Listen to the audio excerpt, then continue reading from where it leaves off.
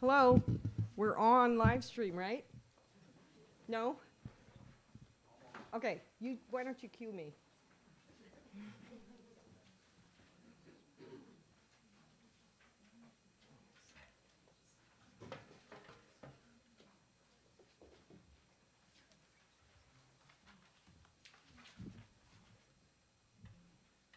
Right. Okay. Hello, thank you all for coming to my mother's memorial service. And a few things, the bathroom is down the hall by the office, and the gender-neutral bathroom is across from that bathroom. And if you don't have song sheets, because we are going to be doing a sing-along, raise your hand and we can get you some sheets. And so the Sylvia's grandchildren will be running the service because she became another person when she was around her grandkids. So they're going to do this. They visited her often from San Diego, Boston, Germany, and Denver. And so, who's first? Hi everyone, I'm Sophie. Can you hear me? I'm Sophie, I'm Ruth's daughter. I now live in Austin, Texas, and I work in digital marketing.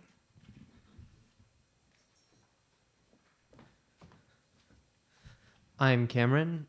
I live in Ann Arbor. I am Alan's son, and I'm a PhD student.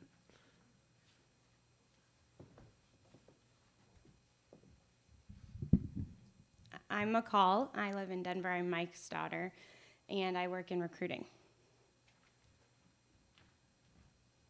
Hi, I'm Alexandra. I'm Alan's daughter. I live in New York City, and I work in finance.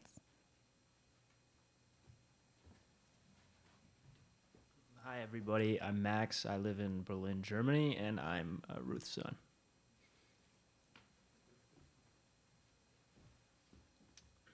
Hi, I'm Jamil, Michael's son. I live in Denver. And then we also have two sisters who couldn't be here with us, but they are watching the live stream.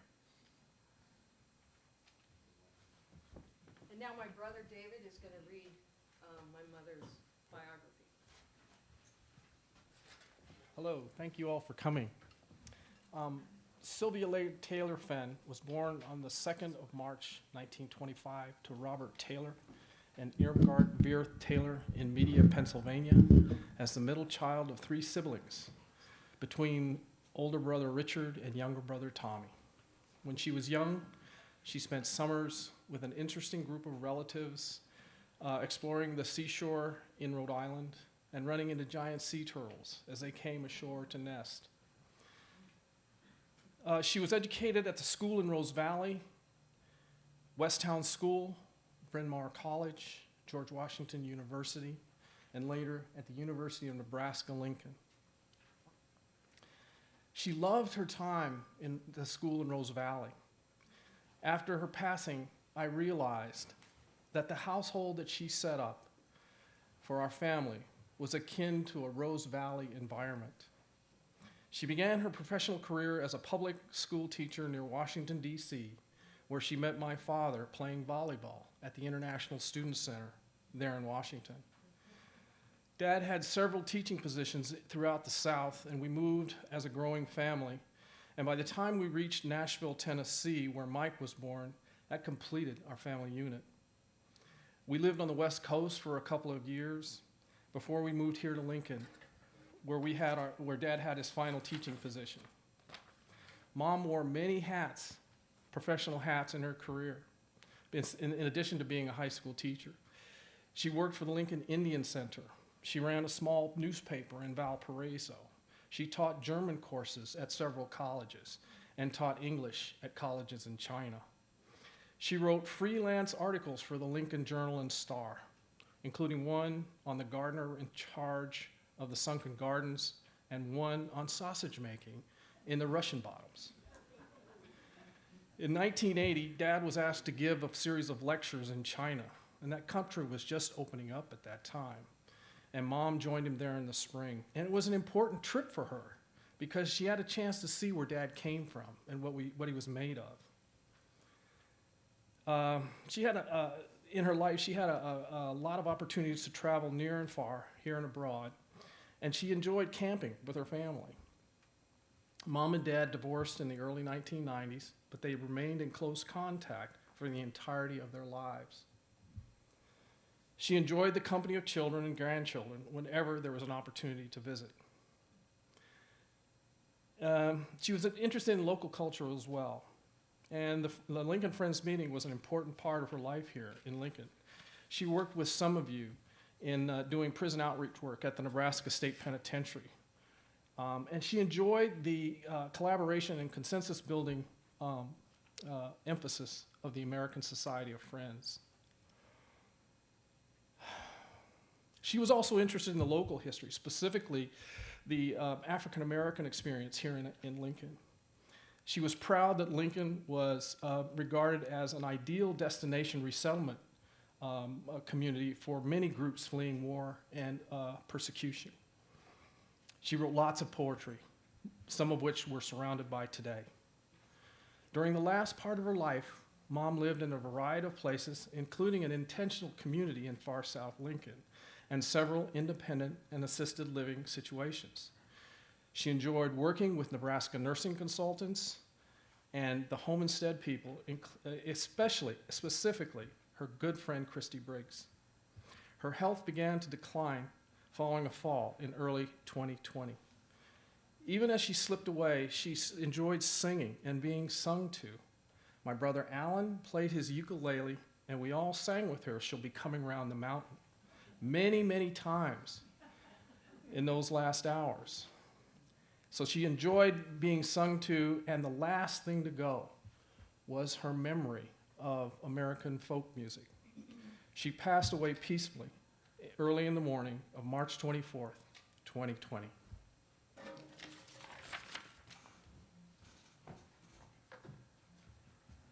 And now a few words from Jean Eden, who is a member of the Lincoln Friends meeting, followed by her daughter, Catherine. Thank you, Ruth. Sylvia was a strong Quaker presence in our meeting. In a way, that commitment to equality, integrity, and inclusion seemed to be in her bones. It was not a superficial thing. It was not that she thought, this is what I need to do to be a good person. Rather, it was, this is who I am, and this is what I do. I understand that her parents met doing AFSC relief work after the First World War, and I believe that some of their spirit must have taken root in her. She had a strong spirit with which she gifted the meeting, bringing us a clear sense of justice, humbleness, and compassion. I saw her to be a person who was truly herself, unencumbered by any pretenses.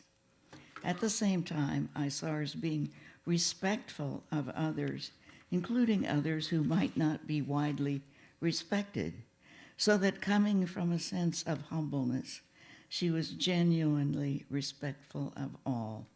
She was also inclusive, giving particular attention to anyone who might feel himself or herself to be an outsider or might be a newcomer.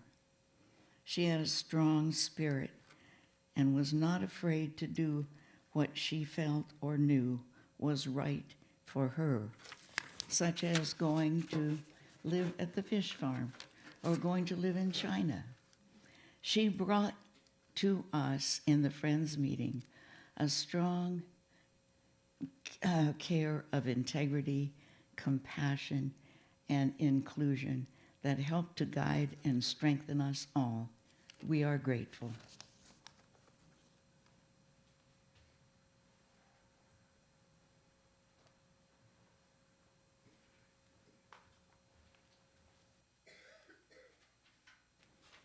I'm Catherine Dornbach. I've been a friend of Ruth for about 50 years, and I've been a part of the Lincoln Friends meeting all of my life. The Religious Society of Friends, known as Quakers, began around 1650 in England, and one of the early leaders of the Quaker movement was a young man named George Fox. The basis of this faith is the belief that every person can directly experience the love and power of God without the help of priests or ministers. Over the past 350 years, Quakers have experienced various divisions with different forms of worship. At the Lincoln meeting, where Sylvia was a faithful attender, we worshiped together in an hour of silence each week with the desire to feel God's presence among us. In recognition of this tradition, we'll settle into a few minutes of silent worship after we sing together the George Fox song, Walk in the Light, which is number 1 on your song sheet. So please sing along.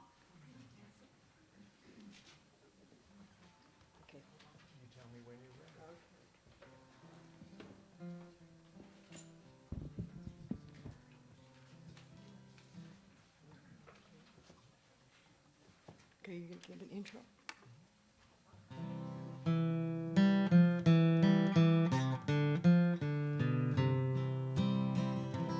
There's a light that is shining in the heart of a man.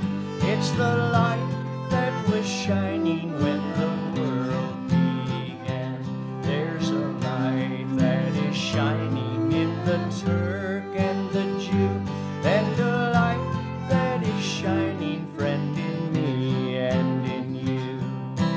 Walk in the light wherever you may be. Walk in the light wherever you may be. In my old leather breeches and my shaggy, shaggy locks, I am walking in the glory of the light, said Fox, with a book and a steeple and a bell and a key. They would bind you forever, but they can't, said he. Oh, the book, it will perish and the steeple will fall, but the light will be shining at the end of it all. Walk in the light wherever you may be. Walk in the light wherever you may be. In my old leather breeches and my shaggy, shaggy locks, I am walking in the glory of the light, said Fox. If we give you a pistol, will you fight for the Lord?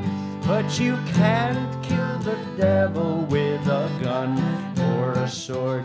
Will you swear on the Bible? I will not, said he, for the truth is more holy as the book to me. Walk in the light wherever you may be. Walk in the light wherever you may be. In my old leather breeches and my shaggy, shaggy locks, I am walking in the glory of the light, said Fox. There's an ocean of darkness, and I drown in the night till I come through the darkness to the ocean of light. For the light is forever, and the light, it is free, and I walk in the glory of the light, said he. Walk in the light wherever you may be. Walk in the light wherever you may be. My old leather breeches, my shaggy, shaggy locks, I am walking in the glory of the light, said Fox. I am walking in the glory of the light, said Fox.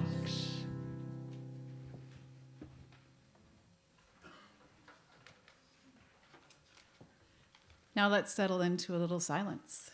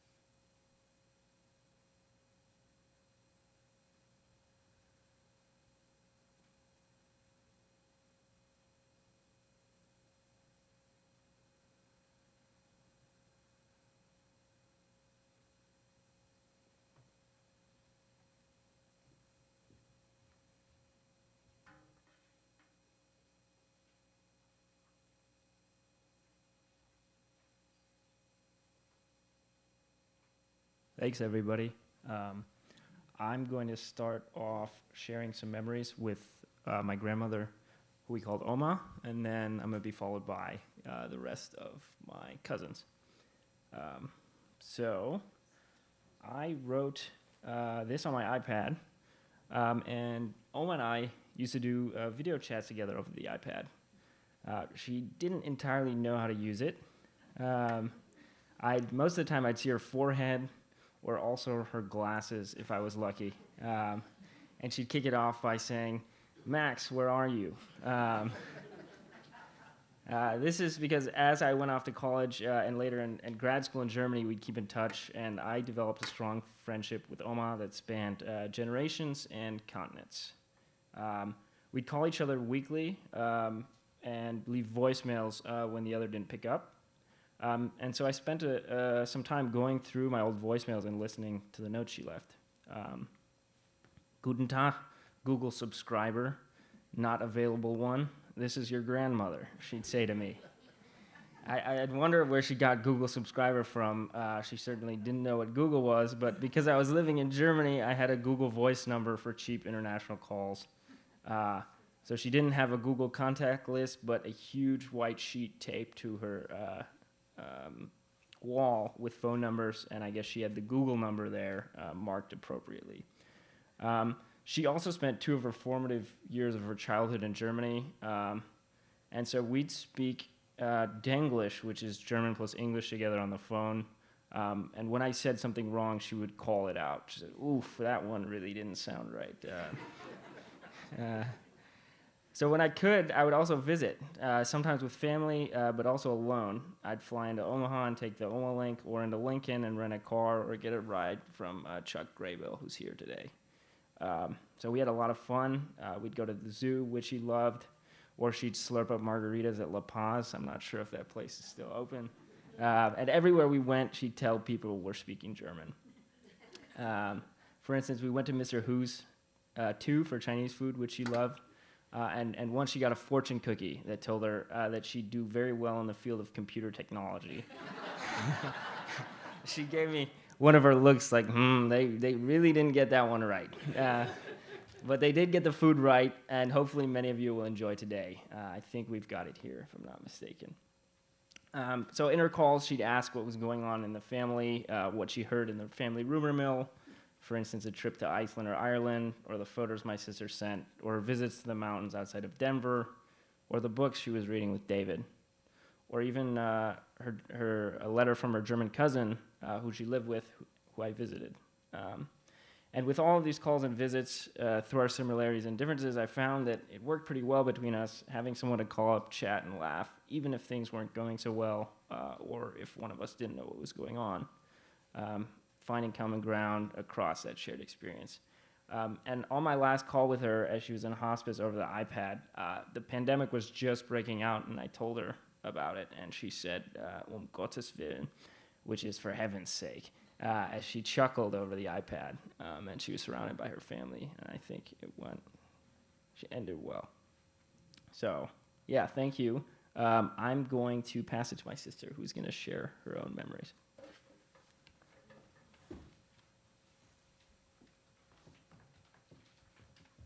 Thank you, Max, and thank you, everyone, for coming today. So there's a few memories with Oma Sylvia I wanted to share. The first is associated to the outdoors, exploring and walking around Pioneer Park and other places in Lincoln, or even just walking from her place at Gateway to the Barnes & Noble nearby. Oma loved going places, and she would always insist on walking. She was so strong and so tough, both mentally and physically. The second memory is making Peking duck at many Thanksgivings. In case you ever wondered if you can make an entire Peking duck at a senior living home apartment kitchen, you can. Not easily, but it is possible. We made duck with her for many, many years. It was a time associated with tradition and a sense of togetherness. The memory of Thanksgiving in general is something I will always associate with Oma. The very last Thanksgiving we spent together was in November 2019, just a few months before she passed away.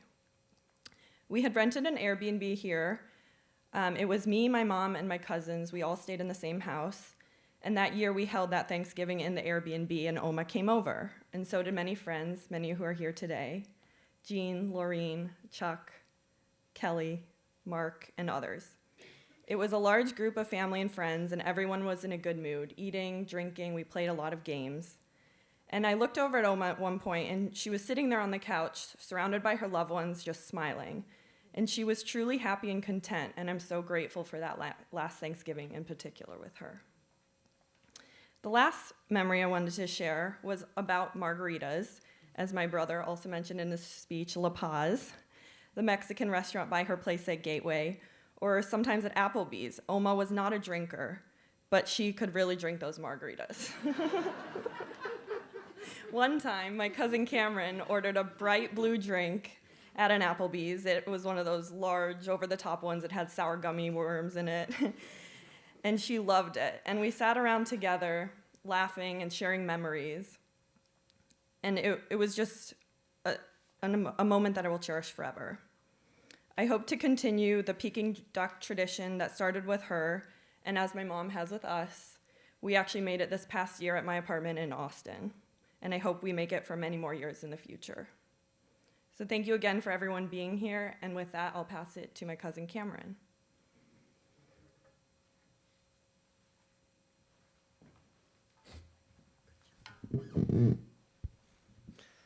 Hi, so I'm going to share one memory.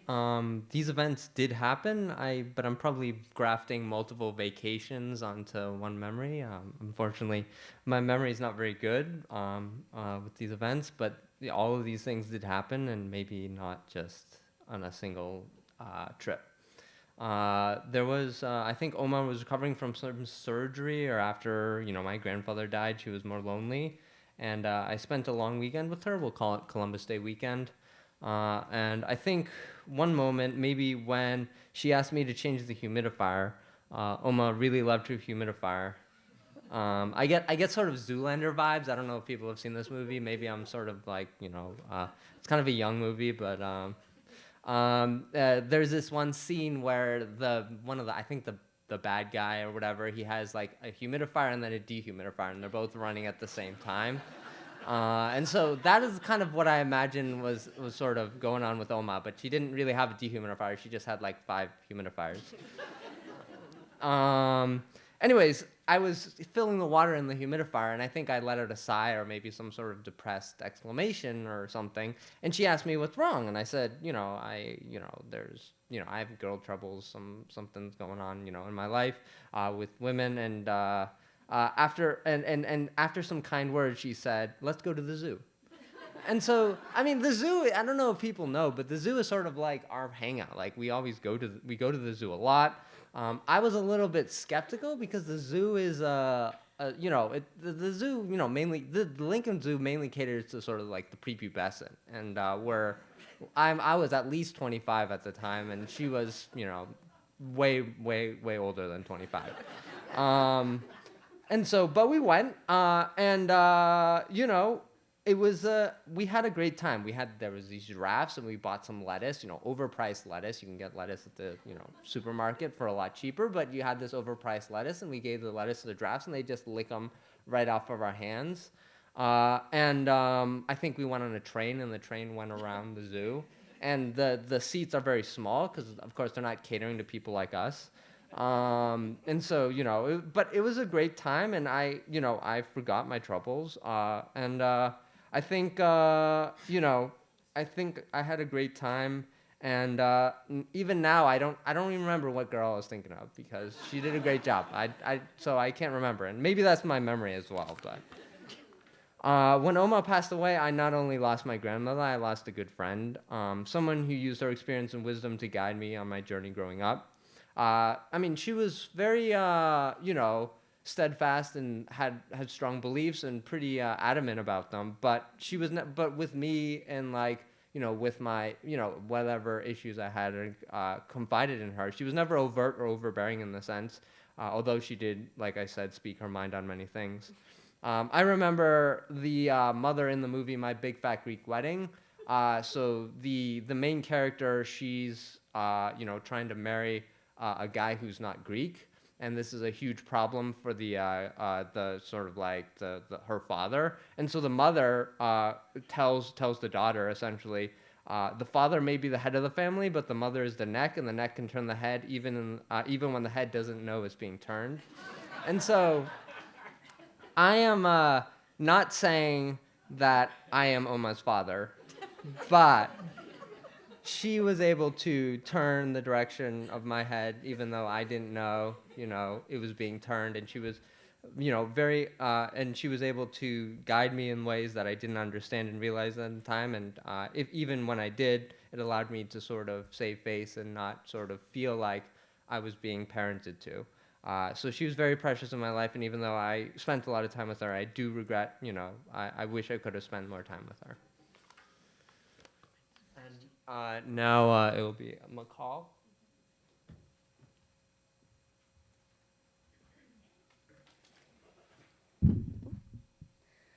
All right, so one of my earliest memories of Oma was at Yaya's house, who was our grandfather. And I remember I was pretty young, and I looked over in the living room. We were there for Christmas, and they were dancing. And I think I remember it because I thought it was kind of odd because they had been separated for as long as I had known them. And I think I might have even asked my parents, like, why are they dancing? And I think for me, what I remember about that is they had just such a great relationship, as David mentioned, for the rest of their lives. And I think we're a great example to us of still how to coexist and how to be friends, even after separating. Another thing that I remember when I was a little older was we'd visit her assisted care living homes. And I remember we would go to meals with her and meet her friends and her frenemies and hear about them, sometimes before, sometimes after. But she always loved to tell them stories and introduce us and tell us about them, and it was just good to see her with her community. One of the last conversations that I had with her when we were out here for Thanksgiving, the one that Sophie mentioned, was probably the only conversation I ever had with her as an adult about her life as an adult and raising a family and moving across the country and ending up in Nebraska and being married to her grandfather as a biracial couple and what that was like. And it was just a really meaningful conversation that we got to have before she passed that I am glad we had. As Cameron mentioned, I think I appreciate it more now, but she was very blunt and honest and self-confident. And I think I appreciate it much more now. Just you got the real deal and you got the real opinion every time. So I appreciate that about her.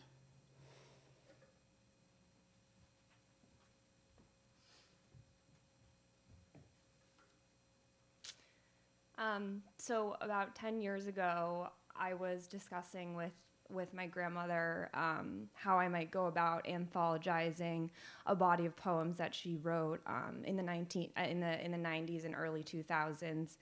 I was lucky enough to have her explain to me kind of how each of these poems fit into distinct chapters of her life, and also have her clarify a number of abstract references to German philosophers and Greek mythology and Chinese ancient history and the Bible.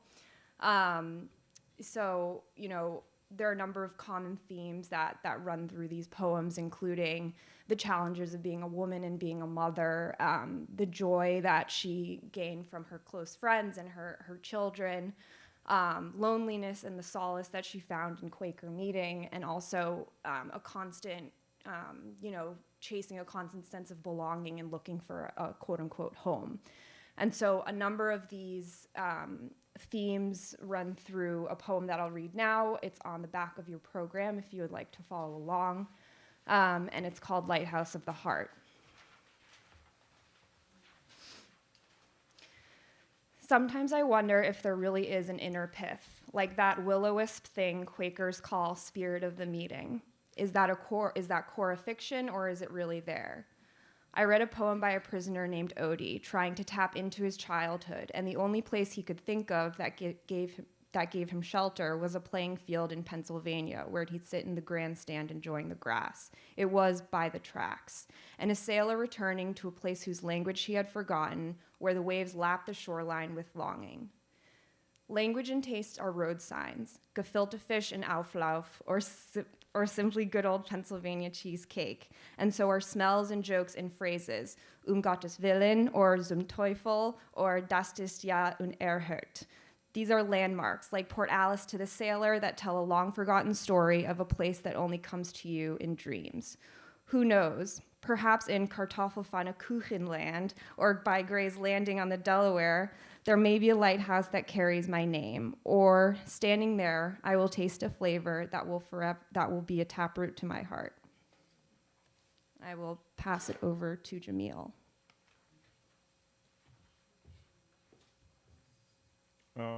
Growing up, me and my little sister probably just couldn't share as many memories and are as close to my grandma just because we grew up with her at a younger age. But entering high school and college, I do feel like I grew a lot closer to her and had more personal conversations, especially with a core memory with her. A couple last time I saw her, she'd always see me and ask, "Do you have a girlfriend?" And most of the time I'd answer no, but one of the last times I saw her, I was able to say yes, and she just gave me a great big smile and says, "Good, keep it that way." And I mean, yeah, of course, I'll try my best, I said. But yeah, I mean, I took that as she just always wanted her grandkids to succeed in life and always wanted to see the good in us. So that made me very happy. And I think we all could say she had the biggest smile in the room, and we'll always remember that. And she made us grandkids very proud of her throughout her life, and we'll always remember her for that.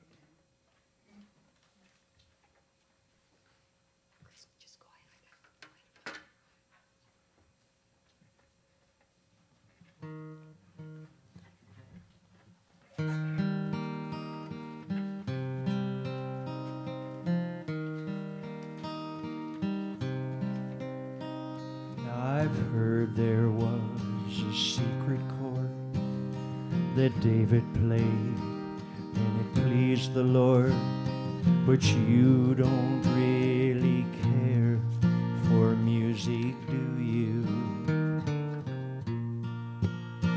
It goes like this: the fourth, the fifth, the minor fall, the major lift, the baffled king composing hallelujah,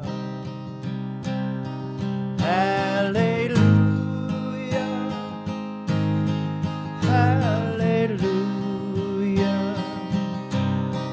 hallelujah,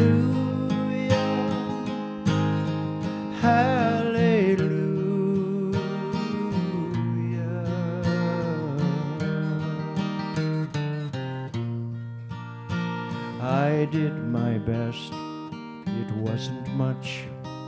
I couldn't feel, so I tried to touch. I've told the truth, I didn't come to fool you. And even though it all went wrong, I'll stand before the Lord of Song with nothing on my tongue but hallelujah, hallelujah, hallelujah, hallelujah, hallelujah,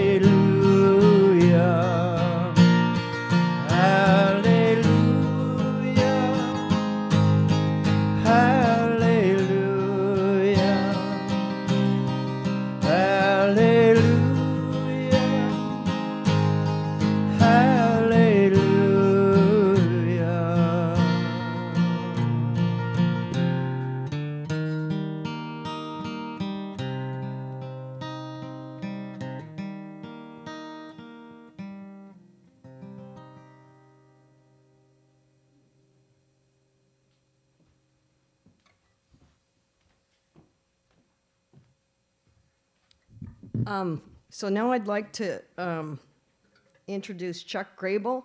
He probably saw my mother in the last years of her life more than anyone, in addition to Christy. And then I became a good friend with Chuck. He'd drive me around town as he did my mother later on. And I remember one time I called him up and I said, Chuck, you know, can you just, because my mom really shouldn't have been driving. I think most of you know that. But she did stop in the winter and she stored her car in the meeting house garage. I said, Chuck, you know, she's going to want you to get her car out. And I just want you to lie to her and tell her the car doesn't work and the garage door doesn't open.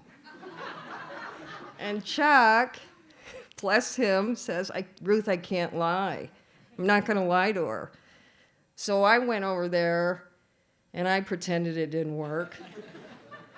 And then she said to me, and Barney Barnwell was probably in his 90s at this time, she said, well, I'm going to call Barney and have him open the garage door. So anyway, I really appreciate all the time that Chuck, I remember he took my mom to I saw in the Friendly Word that Tom Hinshaw was performing. And I called him up and goes, Chuck, take my mom to the theater. So I did, and I said, Chuck, the Ellipse is coming. Can you take her somewhere to watch it? So anyway, Chuck, can you say a few words? You can say them from here or say them there.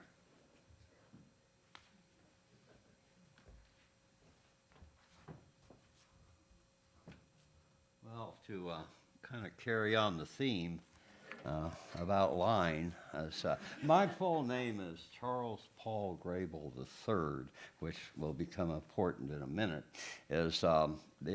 Now, Sylvia and I, she befriended me when I started attending the Friends meeting when I came back to be with my father in his last years, and back to Lincoln. And one other person was right up front, for some reason, befriended me was Barney. And that was very important too in my relationship with Sylvia, which almost got aborted. You see, about 3 months after we started to know each other, and she had stopped by the house and had posted with Dad and I, and so the way it happened was that I was Chucky until I was about 12, and then I was Chuck, and then I went away with my mother, and I don't know, for some reason I went with my middle name Paul, and I did that for about 50 years. When I came back to Lincoln, I became Chuck again, and I couldn't be Charles because Dad was Charles. Didn't want to be Charlie. So anyway, at one time during a meeting, I can't remember exactly what happened, but somehow I forgot that I had become Chuck again, and I introduced myself as Paul. I don't know, momentarily wondered about why Sylvia didn't talk to me afterwards. And eventually I found out, maybe Marge told me, I forget who, but somebody told me, well, Sylvia's really, she doesn't know what to think about you anymore. And anyway,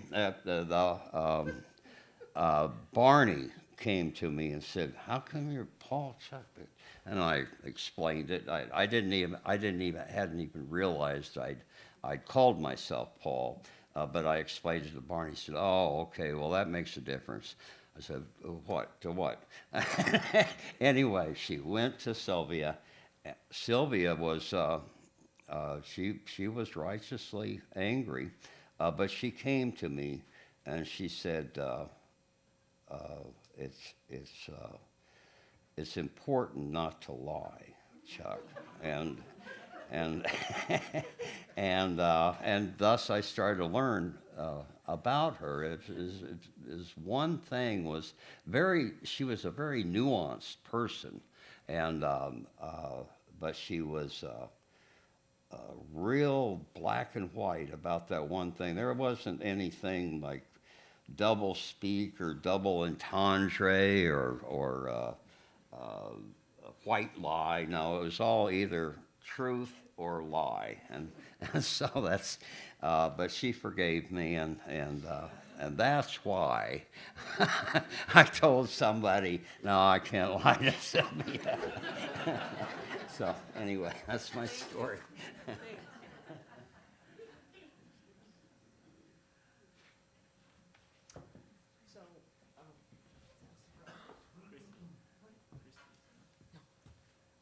So now my brothers are going to come up and speak. Do you have an order?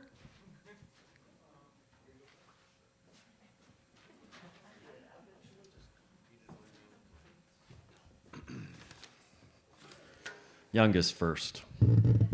My name is Michael. My family and I hail mostly from Denver. I'm Sylvia's youngest. I always thought of myself as her favorite.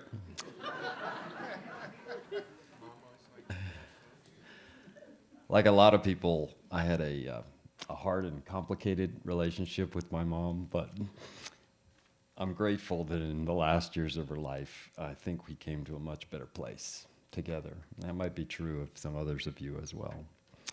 I want to just share a few stories that reflect my mom's unique personality and the best of her character. As many of you know, my mom could be a little blunt and a little prickly at times. Nobody would call my mom warm and fuzzy, but she did have a deep streak of compassion. I remember in high school when I got cut from the high school basketball team, not just once, but 2 years in a row, and I was crushed.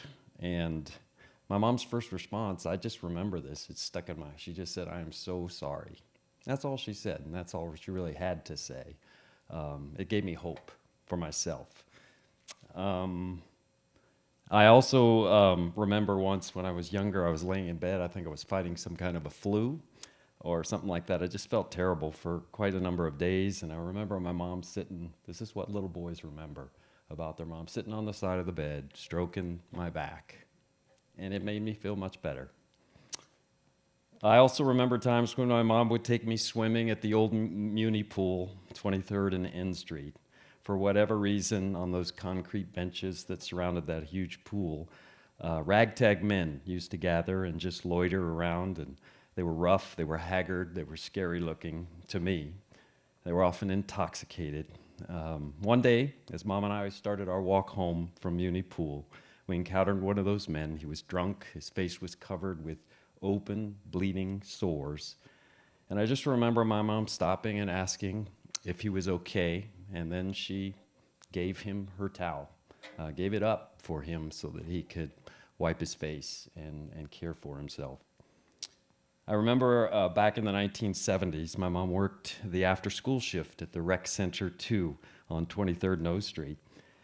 So this middle-aged, university-cultured white woman all by herself trying to supervise a bunch of very non-white inner-city kids, she was so out of place. She had to endure a lot of disorder and disrespect, but from what I saw, she handled it with a lot of grace and calm. As my siblings will readily attest, I'm pretty sure I got in a lot more trouble than any of my parents' other children. But whenever I got in trouble, I remember my mom handling it very reasonably and calmly. Just think, if my own child would have ever walked through the front door escorted by a policeman because he was caught driving underage, I think I would have freaked out. But my mom did not. My brother Alan did freak out when that policeman brought me through the door, but my mom responded calmly. When I and some neighbor boys set a fire to a pile of leaves behind Mrs. Everett's house just down the block, Mom forcefully escorted me out of the house to meet the fire captain and confess what I had done. But she did it calmly and reasonably. And when I got in trouble at school, which happened just a few times, she got a call from the principal. She always handled it, again, very reasonably, very calmly. Last of all, I remember May of 1980. When I picked up Mom from the Lincoln airport, she was back from visiting my dad, who was on a teaching assignment in China that you heard about earlier. While my mom was away, just for fun, I had a friend shave my head for high school graduation. So when I met her at the airport, first thing she noticed is my bald head. And as we pull away from the airport in our yellow Volkswagen with the blue door, I just came out and said it. I said, Mom, while you were gone, I became a Christian. I've decided to put my trust in Jesus Christ and to follow him as my Savior and as the forgiver of my sins. Well, if you know my family, that was a bit of a shocker. Of course, Mom wasn't exactly happy about that, but she did not freak out. She just let it sink in for a moment, and then with a little smile on her face, she said, well, does the haircut have anything to do with that?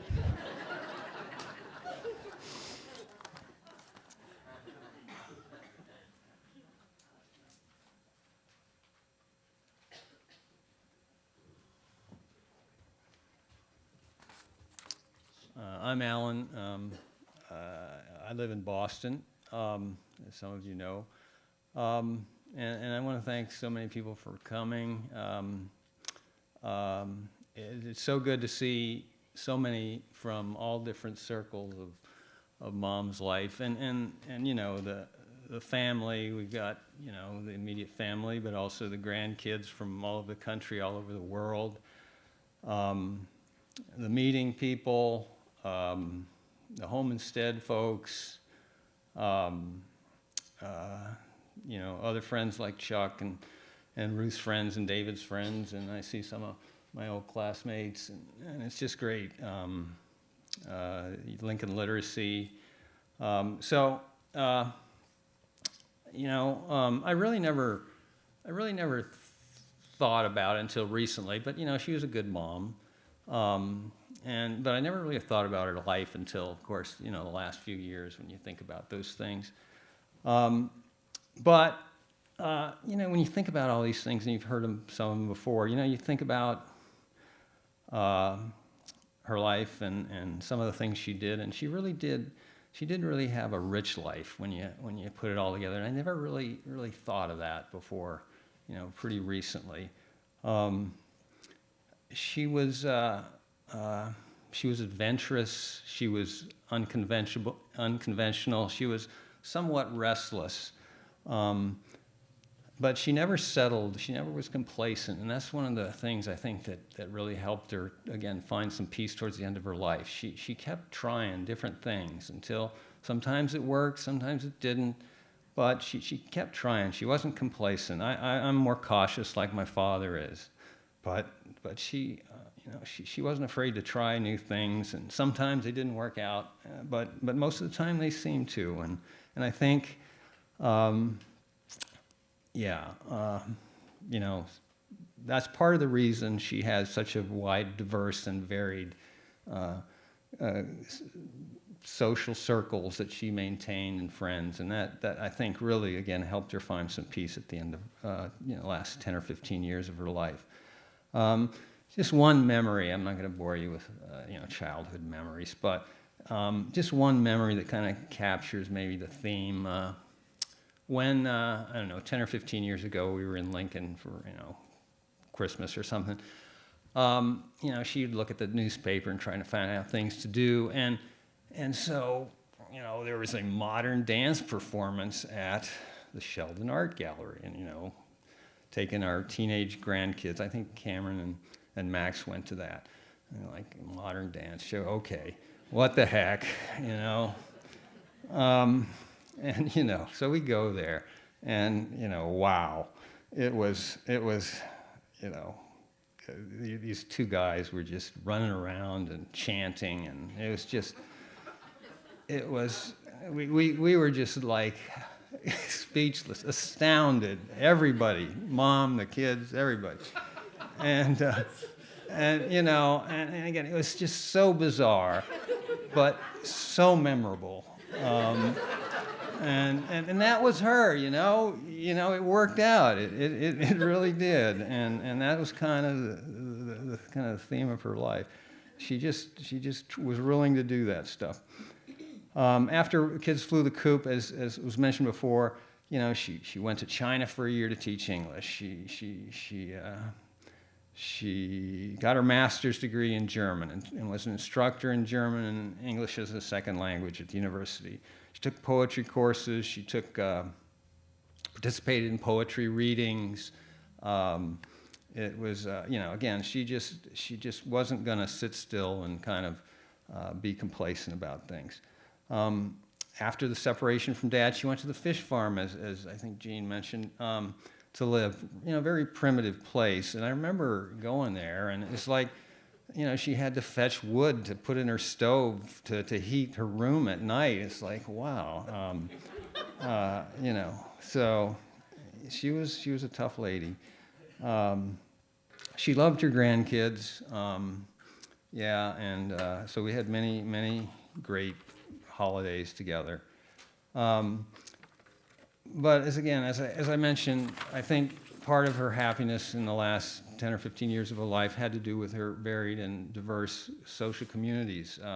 The meeting, over 50 years at the meeting, big important part of her life. Her family, and of course we didn't visit her nearly enough, but I'm so happy to see Peter and Stephen here from Colorado. We had some great times when we were younger. My father, again, even after they were divorced in the 90s, they were good friends, and he was a big part of her life until he died in 2011. The folks at Tabitha and Gateway, and we have some of them here, and glad to see them. Those were big parts of her life too. And home, I have this special shout out to the Home Instead. That 3 or 4 days a week, these folks would come, and they would be helping with the chores, but it was more about friendship. And that was just such an important part of her life. And Chuck too. Chuck was always there and a good friend to her, and so that was very important. And the folks at Union Bank, for decades helped her out. Lincoln Literacy, the university folks, German discussion group. They were all great. And it was great to see friends of Ruth and David and me and Mike here today supporting us. Again, adventurous, unconventional, restless, but never complacent, always willing to try new things. And again, I think that was with your help, helped her find some peace at the end of her life. So thanks for coming and being part of her 95 years. And it was a very rich life. Thank you.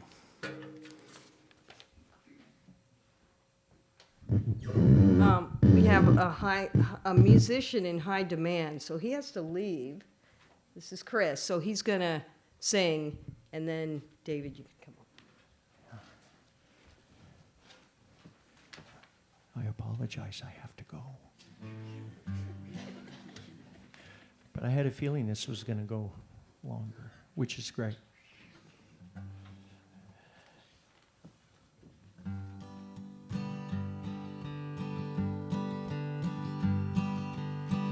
Everybody is a-wondering what and where they all came from. Everybody is worrying about where they're gonna go when it's all things done. No one knows for certain, so it's all the same to me. I think I'll just let the mystery be.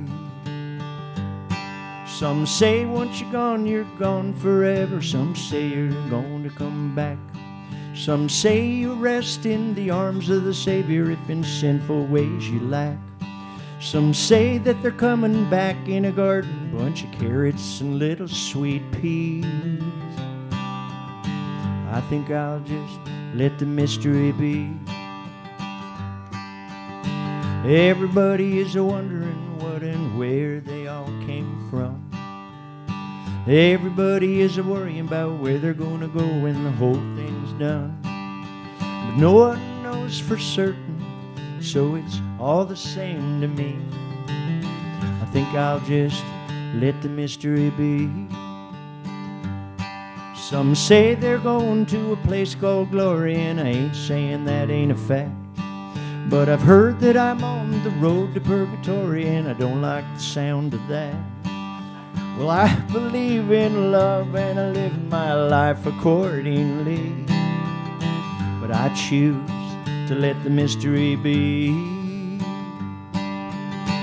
Everybody is wondering what and where they all came from. Everybody is worrying about where they're gonna go when the whole thing's done. But no one knows for certain, so it's all the same to me. I think I'll just let the mystery be. I think I'll just let the mystery be.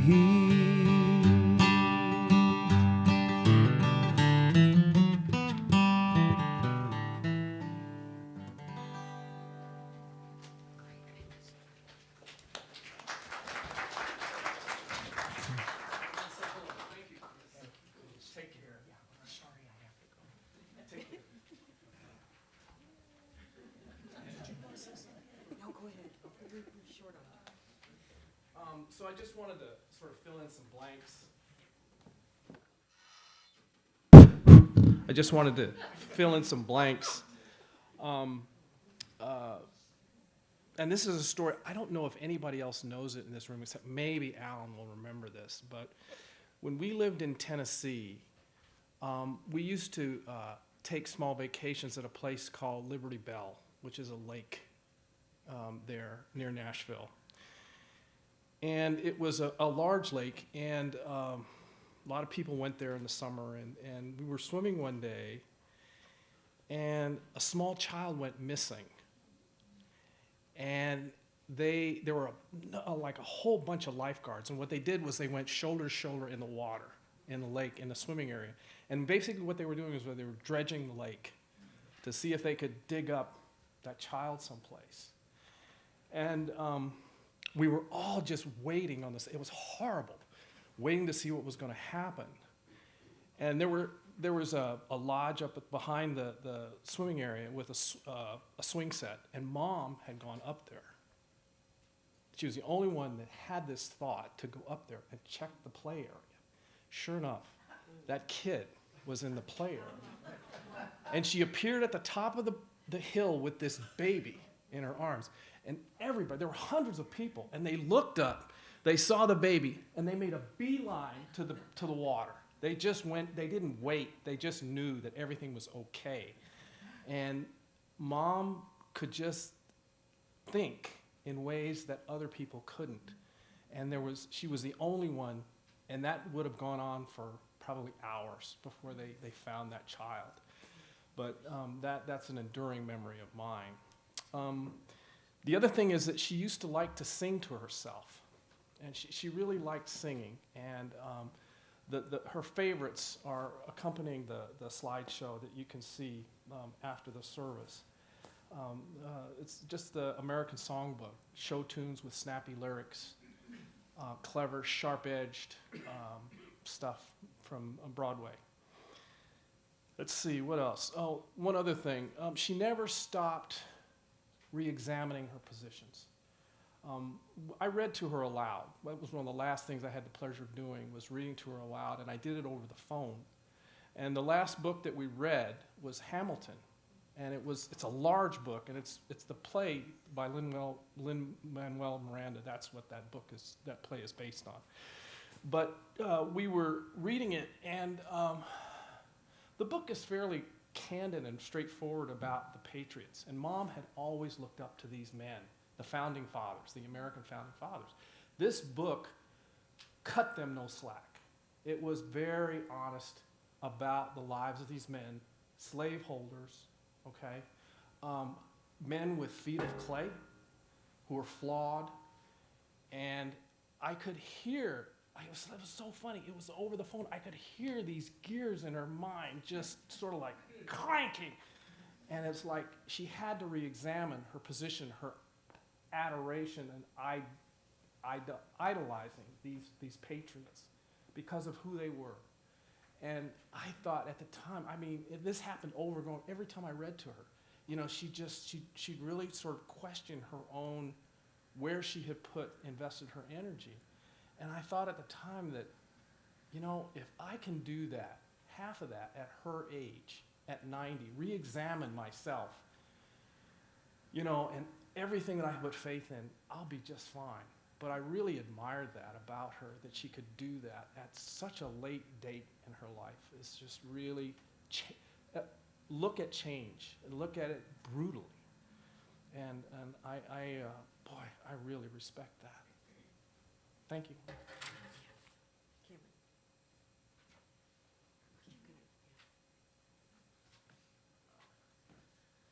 So now we'll have a little time for the rest of the audience to share memories. Please keep it, you know, 1 or 2 minutes, so everyone can get a chance to speak that wants to.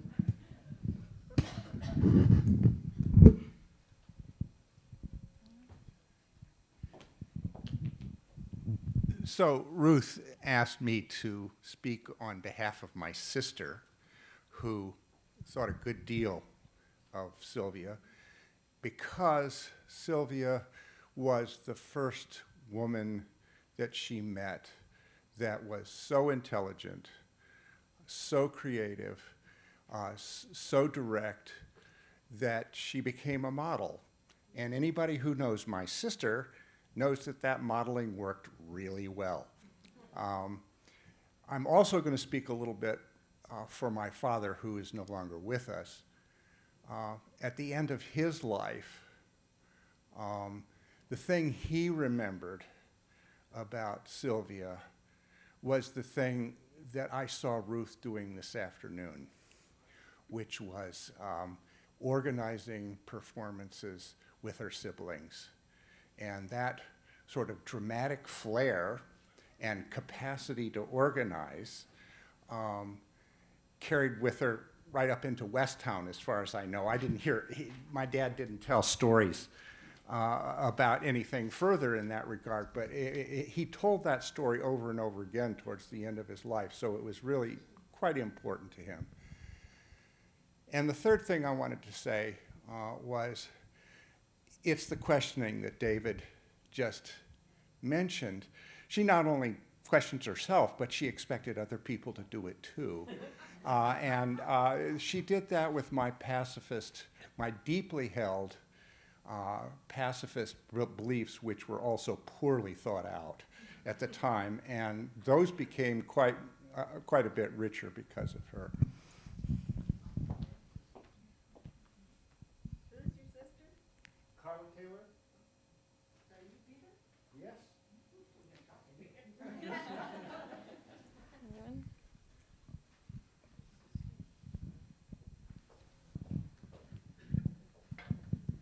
Test. Hi, I'm Barbara Levitt. I go by BJ. And I got to spend some good time with David, all of yours, grandfather and father, and your grandmother and mother, when David's dad was in the nursing home at Tabitha. And I was the activity person. And my job was to get the people out of their room into the activities, not to just lay around and do nothing. And every time I went in and I'd ask your dad if he'd like to come, and no, I don't want to go. I'm busy. He's sitting there. Your mother, and I got to say something, I never realized that your mom and dad were divorced. I thought that they were married and were a very close couple because your mom was always so loving to your dad. So when you said that, I was like, whoa, I didn't know that. But she would always encourage him. Well, I don't know if it was encouragement or basically saying, get up and we're going. But she was so great with your dad. And she was so kind to me. And I got very, very lucky at that time because when they were there, I was coming up the hall one day and the elevator opened, and lo and behold, there was David. Now, when I was in school, I thought David was kind of a snob. I'm sorry. I love you dearly, David, but I did. And so we got talking, and we have become very, very good friends. And I'm very, very fortunate to have him as a friend. And I hope you realize it, but from all the things I've heard about your mom, she'd be very proud of you, David.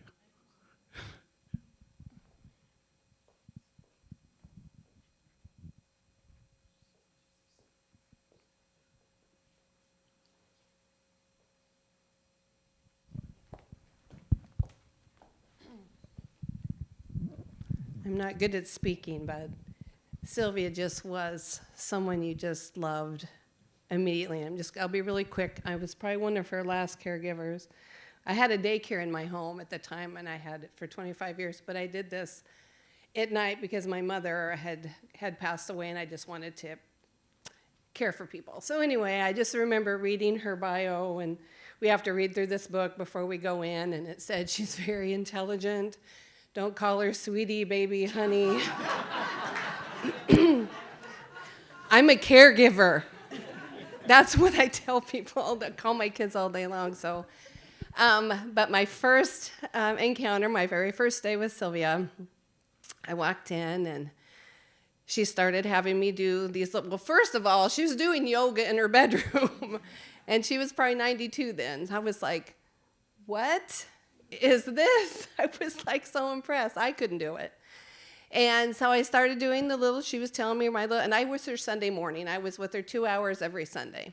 So I was doing these little chores for her, and she would start me on a chore, and then she would say something else, and then she would say something else, and I was like, my first day, so I'm like trying to do each one, and so I was all over the place, and I could overhear her in her bedroom under her breath going, this is just not gonna work.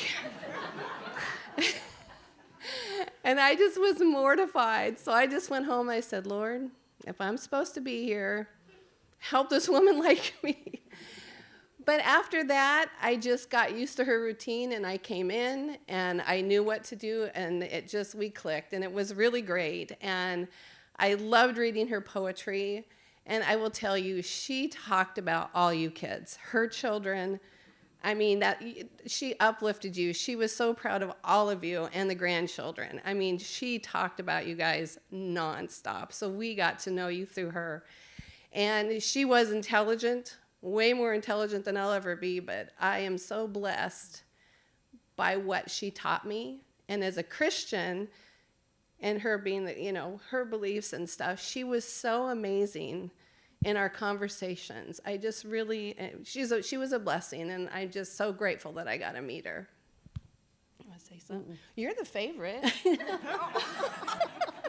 I don't like to talk. Okay. Well, Sylvia loved her. And I love Sylvia. Yes, she did.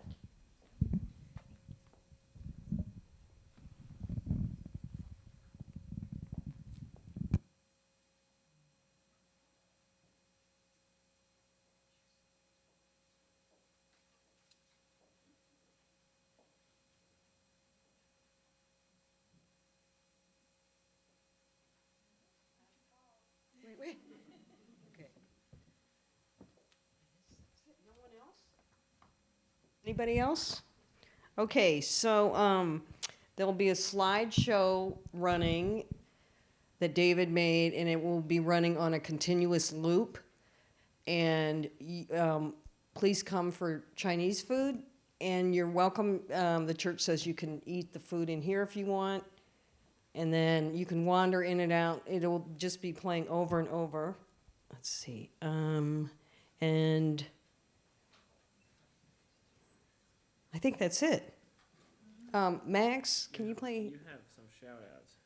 You wanted to thank some Oh, folks. we thanked Christy. Okay. He wanted me to thank you again. Also, Lincoln Friends Meeting, Kelly. Oh, yeah. Oh, right. Special thanks to the Friends meeting.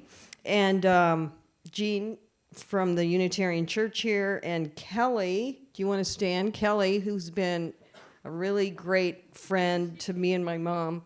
What's wrong? She did the flowers. She helped me. I always stay with her, and she helped me plan my mom's 95th surprise party, and her nieces and nephews came. And I think that's it. So yeah, come for dinner, watch the slideshow. You can eat in here. Can you play the piano? Yeah, come on.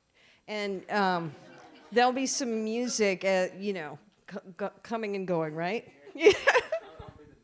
Yeah, he's the background music. Okay, thank you all for coming very much.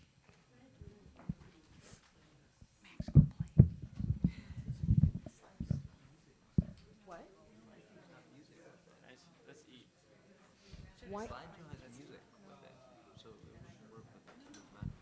I can't The understand. slideshow has music with it. Yeah, but as they're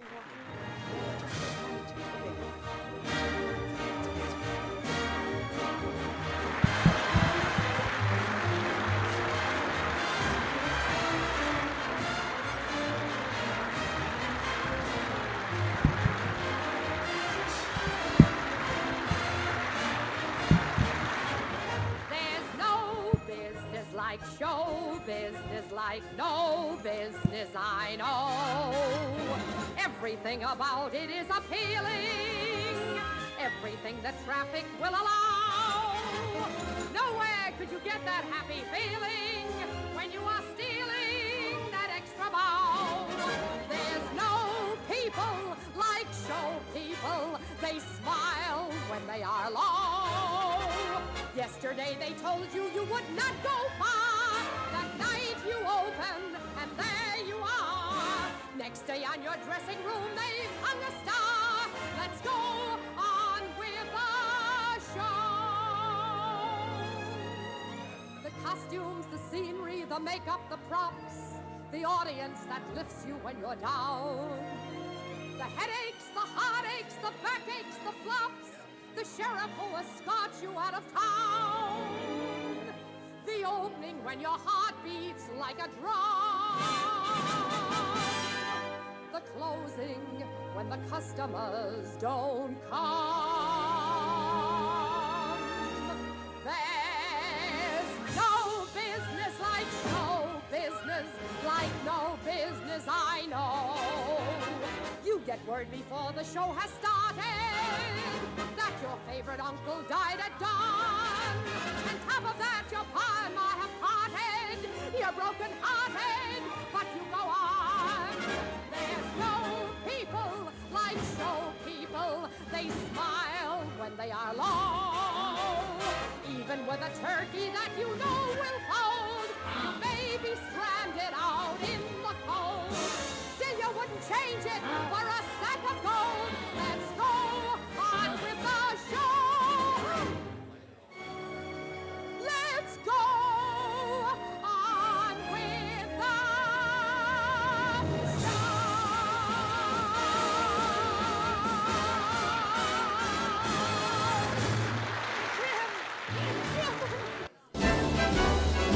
A kiss on the hand may be quite continental, but diamonds are a girl's best friend. A kiss may be grand, but it won't pay the rental on your humble flat or help you at the automat.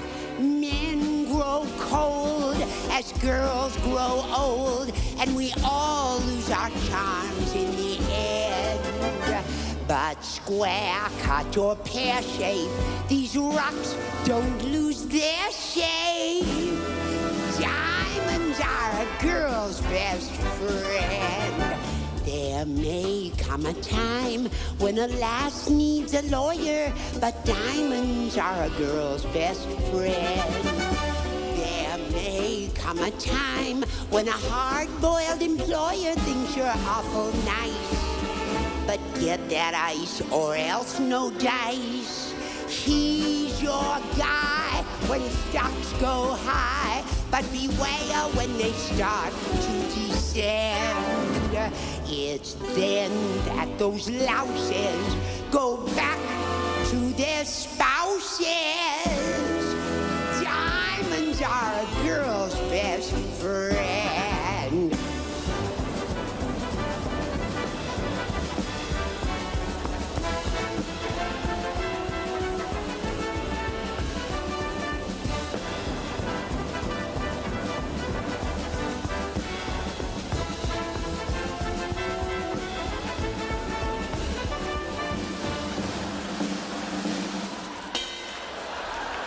I'll mail you one, sweetie, all right? Time rolls on, and youth is gone, and you can't straighten up when you bend. But stiff back or stiff knees, you stand straight at Tiffany's. Diamonds are a girl's best friend. I don't mean rhinestones. Diamond! Diamond! Diamond! Diamond! Diamond! Oh, girl's best friend.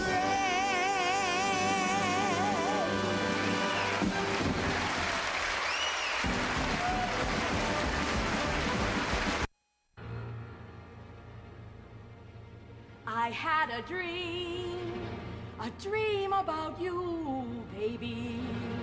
It's gonna come true, baby. They think that we're through, but baby, you'll be swell, you'll be great. Gonna have the whole world on the plate. Starting here, starting now, honey, everything's coming up roses. Clear the decks, clear the tracks. You got nothing to do but relax. Blow a kiss, take a bow, honey, everything's coming up roses. Now's your inning. Stand the world on its ear. Set it spinning. That'll be just the beginning. Curtain up, light the lights. You got nothing to hit but the heights. You'll be swell, you'll be great.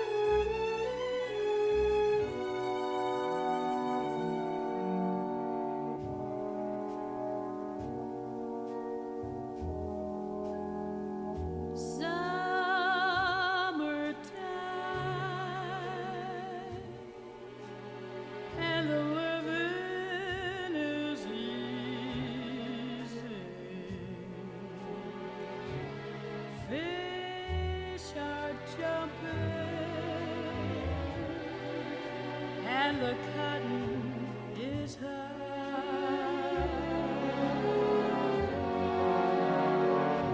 Oh, your daddy's rich and your ma is good looking. So hush, little baby, don't you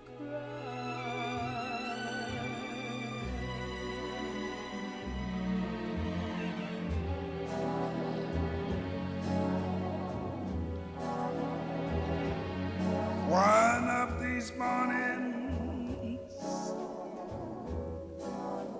you're gonna rise up singing. Yes, you spread your wings and you take to the sky.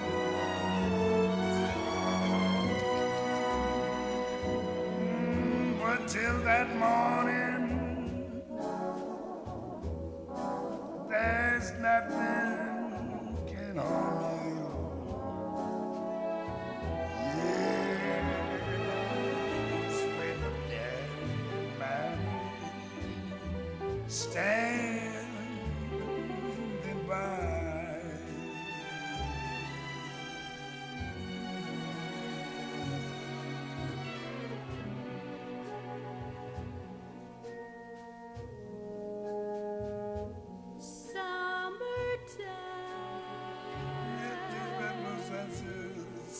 and the living is easy. Fish are jumping and the cotton is high.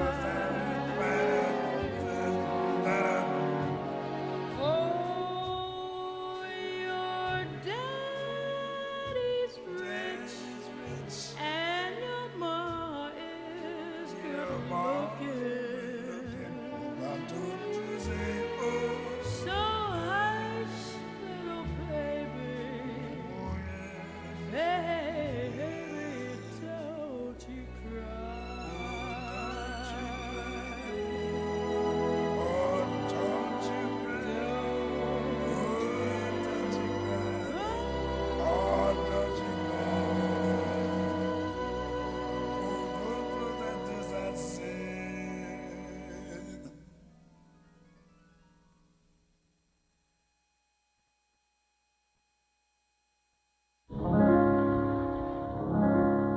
Swing low, sweet chariot, come in to carry me home.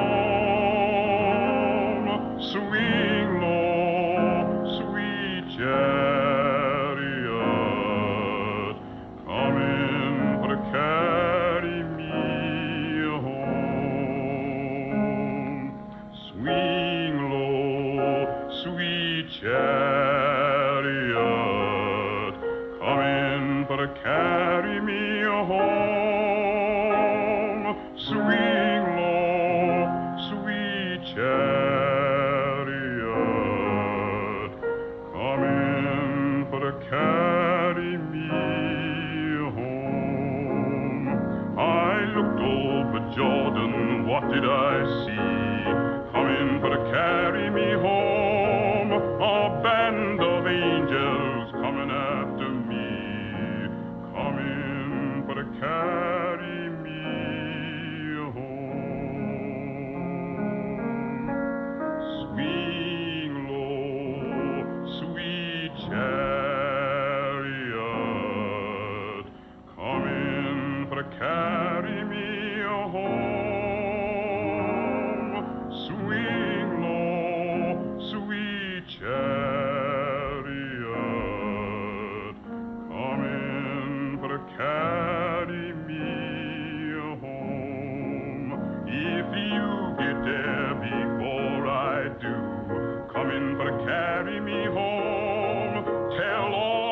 my friends I'm coming for to carry me home. Swing low, sweet chariot, coming for to carry me home. Swing low, sweet chariot, coming for to carry me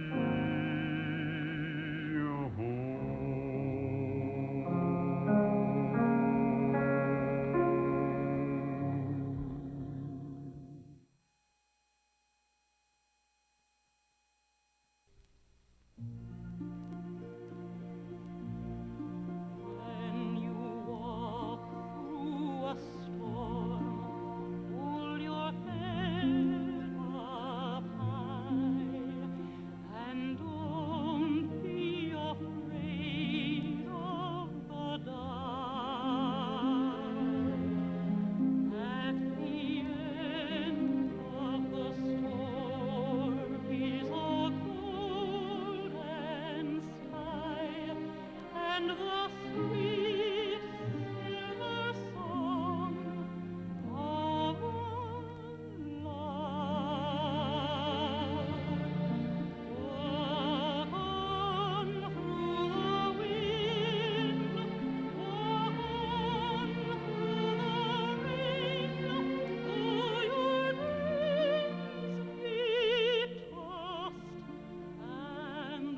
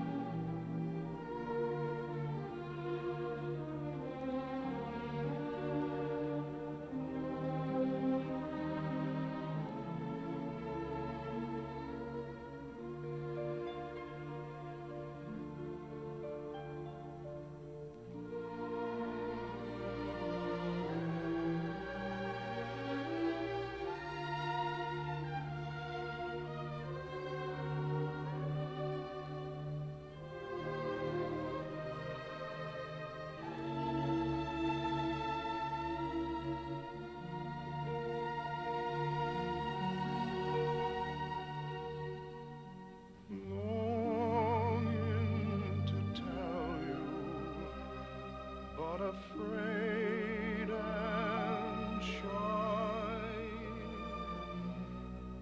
I let my golden chances pass me by.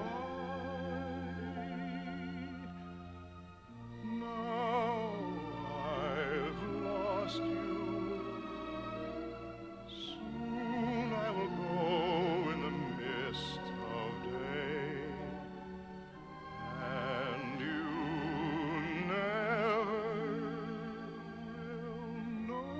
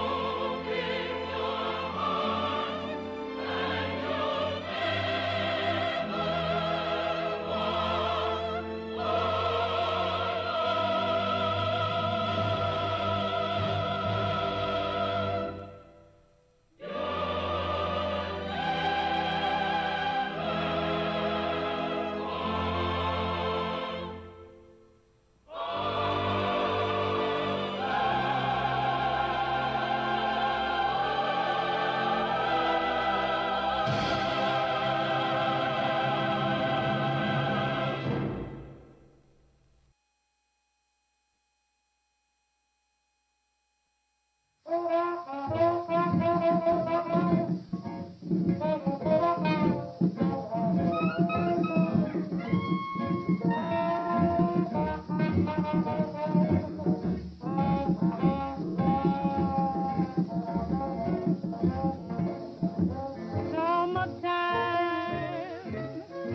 and living is easy. Three short jumping and the cotton is high. Oh, your daddy's rich and your ma is good looking. So hush, little baby, don't you cry. One of these mornings, you're going to rise up singing. Then you spread your wings and you'll take the sky. But till that morning, never nothing can harm you. With Daddy and Mammy standing by.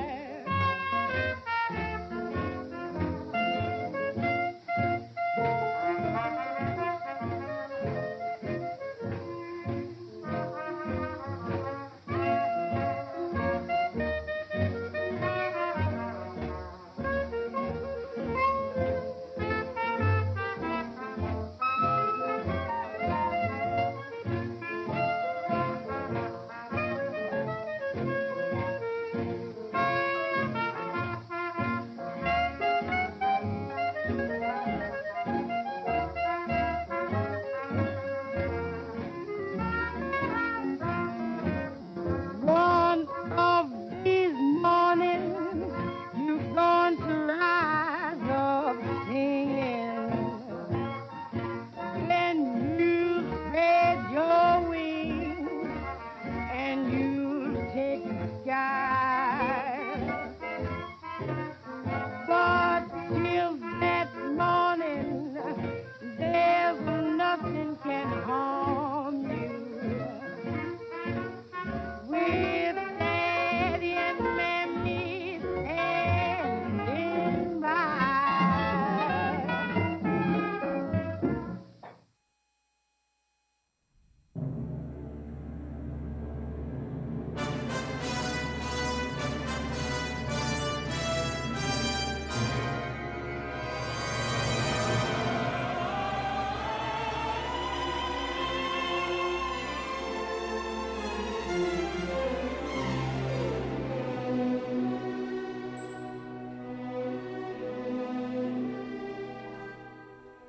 Some enchanted evening, you may see a stranger. You may see a stranger across a crowded room, and somehow you know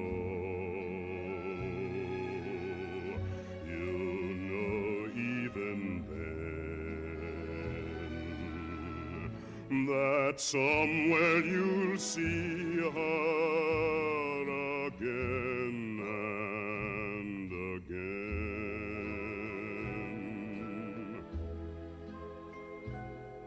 Some enchanted evening, someone may be laughing.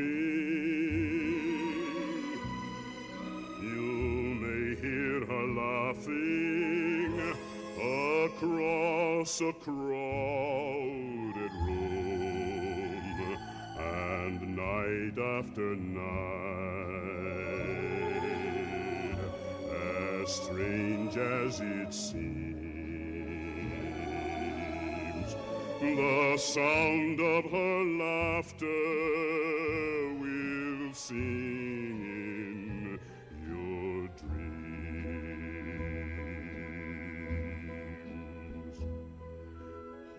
Who can explain it? Who can tell you why? Fools give you reasons, wise men never try.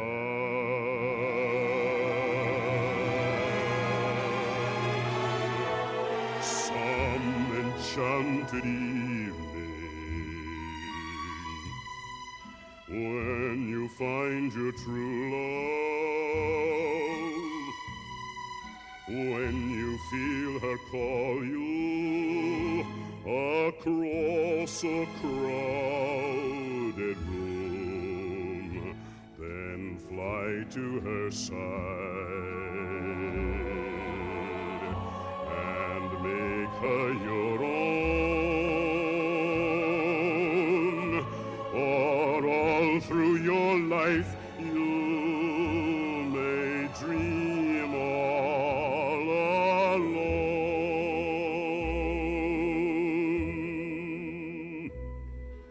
Once you have found her, never let her go. Once you have found her, never let her go.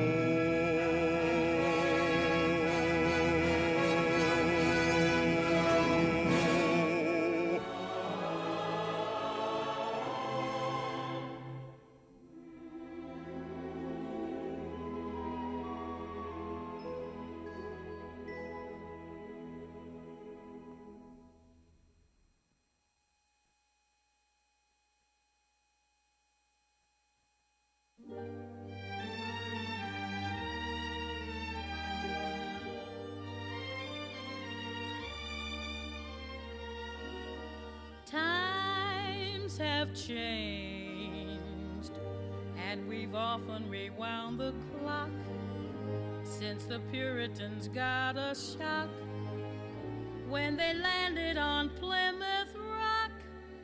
If today any shock they should try to stem, instead of landing on Plymouth Rock, Plymouth Rock would land on them.